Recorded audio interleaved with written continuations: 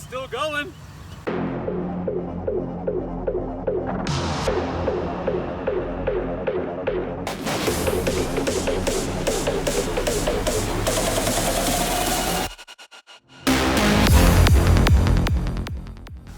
Welcome back to the shop. Today we've got our 1996 Ford F350 crew cab long bed 4-wheel drive. This is the body behind me. Right now I've got a 92 Dodge Dually with a Cummins in it, and it's great, but it gets stuck all the time, and it's a single cab. And I've got a family now, and I need 4 seats. And if you've ever had one of these trucks and you've had 3 people sitting on the bench and it's a 5-speed, the person in the middle isn't very comfortable when you're driving around. So it's time for a crew cab. This truck is going to be a work truck with a flatbed. It's going to be a custom flatbed I'm going to build, and I have every intention to go overlanding with it. So long term, I'll be building a camper box to go on the flatbed. So this truck is going to be getting my Cummins 12 valve out of my other truck, and I'll be made into the stock Getrag 360, and I'll be putting a Ford NP205 divorce transfer case behind it. So I can still use my 2-wheel drive transmission and make it 4-wheel drive.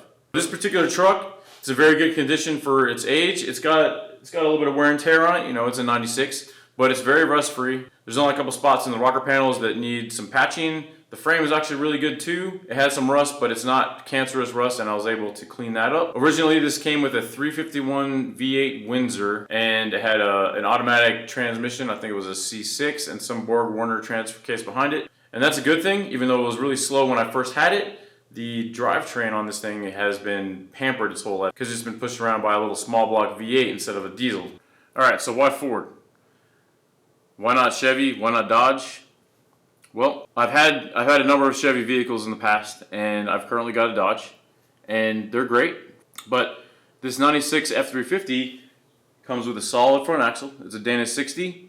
Driver's side drop, so that it's got a high pinion. The drive shaft is going to be higher than on a Chevy or a Dodge, because on the passenger side you have a low pinion, so that's a little more ground clearance, and it's a little stronger that way too. Now, in the 90s, Chevrolet had independent front suspension, and it tends to be a little weak, and I don't want this thing breaking. There's less moving parts on a solid axle. It's got a better reputation for being more stout.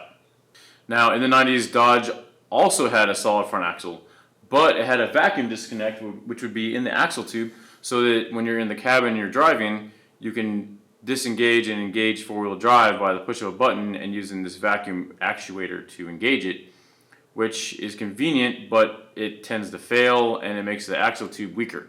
Obviously, these trucks have a certain look to them, and since I grew up in the 90s, I'm pretty fond of it. There were trucks prior to this that had solid front axles in both Chevy and Dodge, but I went with the 90s because there's parts everywhere. They're still relatively cheap, and aftermarket support on these is fantastic. So when I go to replace any weather stripping or rubber or any parts, everything's available online and it's new. So I don't have to worry about dealing with classic trucks, which I love classic trucks, but it's going to be more of a headache in the long run. This is meant to be a reliable, easy to maintain vehicle that I don't have to worry about customizing everything if I didn't maintain it. Now, my goal with this vehicle is not to make a show truck. This is going to be a work truck. I'm not going to make it super pretty. I just want to do a semi-restoration so that I know that it's reliable. So if I'm on the side of a mountain with my camper and my family, I know the brakes aren't going to give out because I replaced them. So I don't care if there's scratches or imperfections, because that's just what's going to happen. I mean, if I take this thing and have fun with it, it's going to get broken, it's going to get scratched. If I make it look too pretty, I'm not going to want to have as much fun with it. So it is what it is. I'm making it look decent and reliable, and that's my main goal.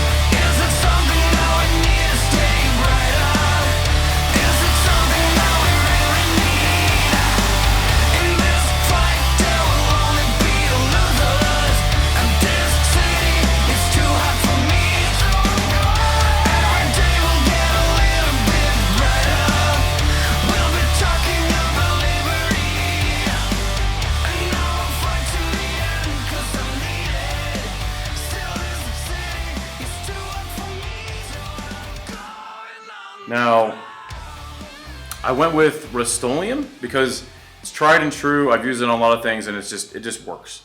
It's cheap. People give it a bad rap, and I don't really understand why. I wouldn't paint the car body with it, but for this kind of stuff, it just works. As you can see, the finish was just fine. I used a $15 Harbor Freight spray gun, the purple one, and I just tossed it when I was done because it's so cheap. And I went with a 60% paint and 40% acetone mix for the Rust-Oleum, and it sprayed just beautifully. It wet out and it dried very nice. One of the things that people complain about with Rust-Oleum is it is a little soft for a while. It does take a long time for this enamel to kind of harden up, and I'm not really worried about that because there's not going to be too many things rubbing on this while I'm building it. I think the pros far outweigh the cons as far as maintenance in the future. If I ever scratch things or rub it on a rock, I can just go to a local department store or hardware store, buy a can of Rust-Oleum and just spray it, and it'll be good as new. And even though it's soft right now, the things that I've painted with Rust-Oleum, after some time, that stuff gets really hard and it's really hard to remove. So that's going to happen here. So I'm very happy with my choice of Rust-Oleum, and no regrets on that. I don't have any plans to re-gear right now. I'm going to wait until I put the engine in and drive it and see how it feels. And at that point, I may re-gear it. Currently, it's got the stock Sterling 10¼ inch rear end, and it's a very stout rear end. I don't really have any problems with it. It's got drum brakes, which are fine, but if I want to be driving around in off-road conditions with mud and water, I would prefer to have discs to fling any of that debris out so that I don't lose any braking capability while I'm driving in those conditions.